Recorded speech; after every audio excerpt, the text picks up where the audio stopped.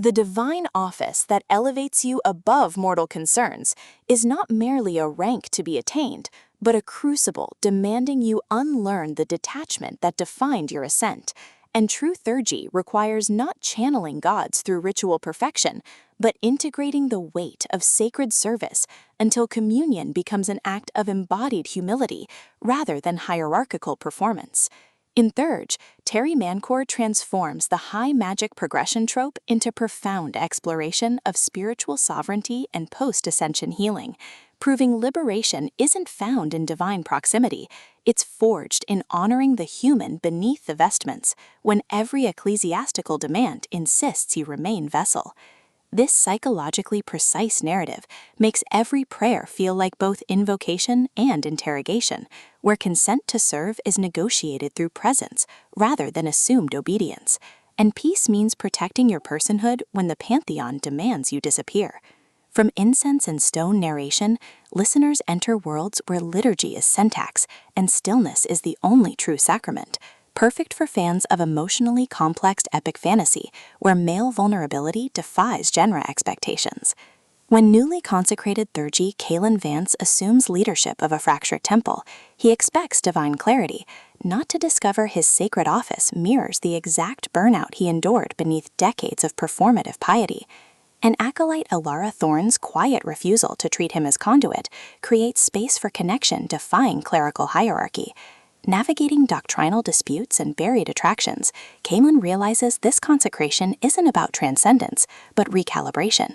Mancour avoids reducing Kalen to hollow priest or Alara to devout subordinate, instead crafting radical reciprocity within constraint, where trust is earned through honoring boundaries even as dogma blurs them.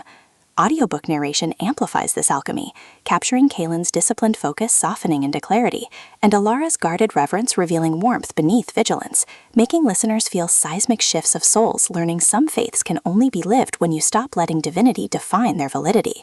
What elevates this beyond typical epic fantasy fare is portraying sacred intimacy as somatic practice rather than romanticized mysticism. Kalen confronts how ecclesiastical culture equated worth with utility, challenging safety through emotional detachment from his own doubts. Alara doesn't ground him through devotion. She creates sanctuary where his contradictions exist without diminishment. Their relationship evolves through radical reciprocity, sharing silences during midnight vigils bypassing performance, establishing rhythms protecting both spiritual integrity and psychological safety, defending each other from superiors mistaking tenderness for heresy.